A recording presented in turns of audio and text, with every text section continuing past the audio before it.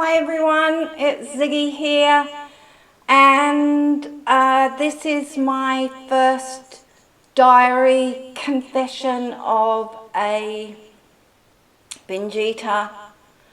I kind of feel like I should be in a confessional box somewhere, hi, my name is Ziggy and I'm a binge eater, or an AA meeting or something.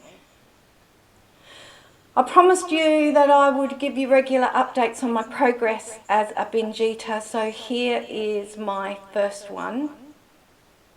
It hasn't been a good week at all, but I'll go into that in a little while.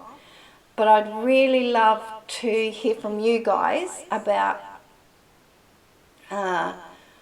where you are, in the world, but also where you are in terms of your own eating, what eating problems you guys all have. Are you a binge eater? Do you eat and then throw up? Do you not eat at all? All of that kind of stuff. So I'd really, really love to hear from you guys about all that as well, and let's, talk that through. And I'll have a look in the chat thing in a second and see where you all are as well, and we'll talk through all of that too. For me this week, I guess to sum it up, we could say it's Groundhog Day. Every day has been Groundhog Day. And I'm so frustrated with this. I've been a diagnosed binge eater for over a year. I decided not to go down the formal treatment route, even though that was offered to me, because I found, from the sound of it, it was going to be really strict, it was going to be really confining, and I didn't find that comfortable. So, I'm going it alone, and clearly I'm not doing a good job. I'm not. I fully recognise that. For me this week, it's been, every morning has been really good. I start off with full of good intentions, and I have a really healthy breakfast, good sized breakfast, and pretty much the same with lunch actually as well. But then it just all crashes and burns after that. I have the post-lunch sugar slump like a lot of us do. And that's okay. Here am I making excuses, and that's okay. It's not okay. But anyway, but it just gets worse and worse from there. And, I make the excuses to myself. And I hear myself making those excuses. Do you hear yourself making your excuses to yourself as well? Do you know that? Because I do. I know it. I hear it. I even talk to myself about my excuses, and I say to myself, you just made a really stupid, dumbass mistake there with that excuse, didn't you? You just made that excuse, don't you, Zig? And the other part of the Zig says, yes, I know I just made that excuse, but it's okay, let's do it anyway, So then it's whole packets of biscuits, or it's whole, we're talking big bags of Maltesers. Well, we're not talking the little bags, the Maltesers this week has been the thing. And we eat the whole lot. Fast. Because you have to eat it fast, because if someone comes in the room and you're eating, then, socially you're not supposed to eat that much, are you? So the faster I can eat it, the more I can eat before someone notices. And then I'll go and throw the packet in the rubbish bin as well, because I really don't want anyone to see what I've eaten. And I go to bed at night, and I say to myself at night, tomorrow it's going to be a good day. It's going to be a good day. You're going to have a really good day. You're going to have a controlled day of eating. And tomorrow comes, and exactly the same thing happens tomorrow as happened yesterday. So this, for me, this last week has been uncontrolled, a freaking disaster. Okay? I admit it. Uncontrolled freaking disaster. Okay, so I'm going to go and have a look at some of your comments now and some of your questions. So if I look like I'm not looking at the camera, I'm not. I'm actually looking at where I need to be. Right, so I wanted to say hello to Jane. Thank you, Jane. Jane is here from New Zealand. That's really lovely. And we have Sarah. Thank you, Sarah. Pop over to chat and let me know where you are as well, and let me know what your struggles with binge eating are as well. I'd be really, really keen to hear all about that, because I really think it's important that we kind of support each other as much as we possibly can. I know that for me, I don't necessarily have triggers as such. I know other people have triggers that, you know, push them into eating, emotional eating, all of that kind of stuff. I tend not to be an emotional eater as such. I tend to be much more around boredom, and also around routine. So boredom for me is when I'm not doing anything specifically, and you know, if I'm not at work, I mean, and I'm at home and I haven't got some work to do, or I haven't got some study to do, or I haven't, you know, I'm giving myself some time off, some time to myself, then I get bored really easily, and that's a fantastic excuse to go and run to the cupboard and go and eat, you know.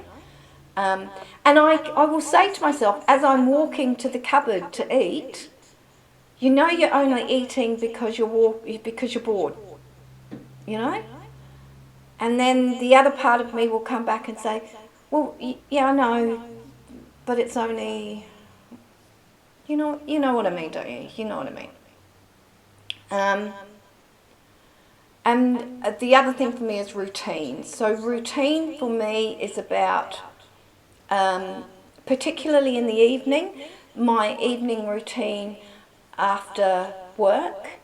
If I'm not at work, I'm a shift worker, so often in the evening I might sit and I might watch TV or something or other like that, you know, or I might read a book. And that's a fantastic time to sit and eat, because the TV is in front of you or the book is here, and I can just go, eat, you know.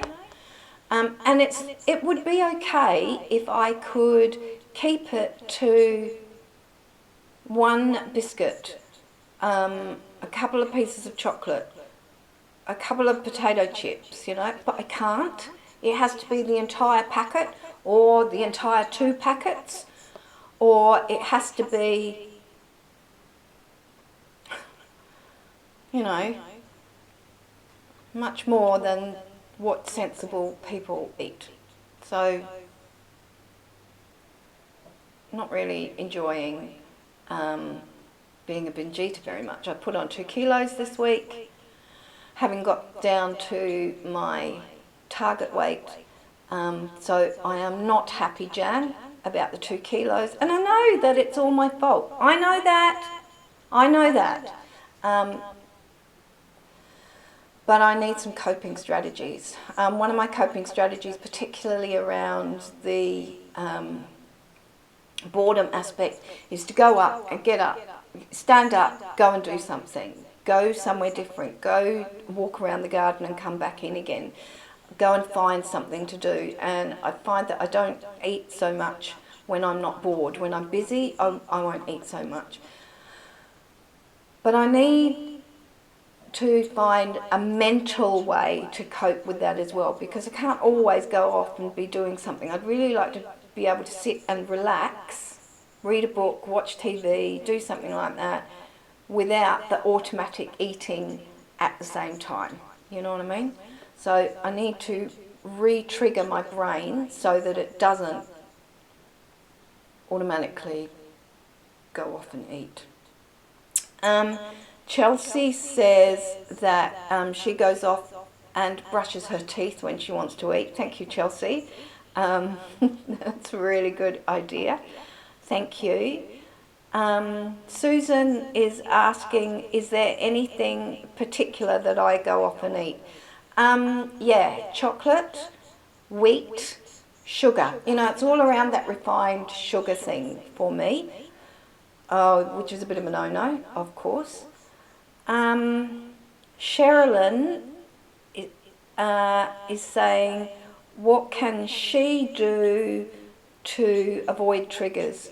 I guess, Sherilyn, remember that I don't have the answers for this at all, you know. But my suggestion to avoid your triggers is, first of all, you need to know what your triggers actually are. And then I think you need to write down some strategies that you can use to overcome your triggers. So if your triggers are emotional eating, boredom, you know, whatever your trigger is, have prepared and ready 2 or 3 things that you can put into place, that you can do, that will overcome that trigger and that can push you to go and do something different than you would normally do. So you would normally go and eat, so write down a couple of things that you can go and do instead of going and eating. I think number three is really important, to celebrate when we get it right. So Sherilyn, if your trigger comes up and you utilize one of your strategies to go off and do something else instead of eating, then I think you really need to celebrate that. And you need to find ways to celebrate that. And I think for us, those of us who are compulsive eaters, binge eaters, we have a tendency to see food as a punishment or a celebration. You know, socially, when we celebrate, this is a huge issue for those of us with eating disorders. Socially, everyone around us eats when they celebrate. So we have Christmas coming up. You know, there's turkey and there's a whole Christmas dinner and all of that kind of stuff. When people have birthdays and parties and celebrations, it's usually around food. So we have this whole social expectation that says that when we celebrate, we need to go off and eat. So I think that it's really important that we find ways to celebrate that don't include eating. So that might be going and having a massage. That might be going and sitting in the garden for 5 minutes in the beautiful fresh air. Whatever it is that you enjoy doing, I think we need to make sure that we celebrate that as well. For me, this week is not about celebrating because I stuffed up big time with Groundhog Week, so I need to make sure I don't punish myself as well, but I do need to make sure that I don't celebrate the fact that I haven't been in control this week. Okay, so I'm going to leave you there, guys. I hope you all are going to have a fantastic week coming up. Thank you for joining me, everyone. I'll keep you updated with my progress, and hopefully next week is better than this week is. It's bye from me.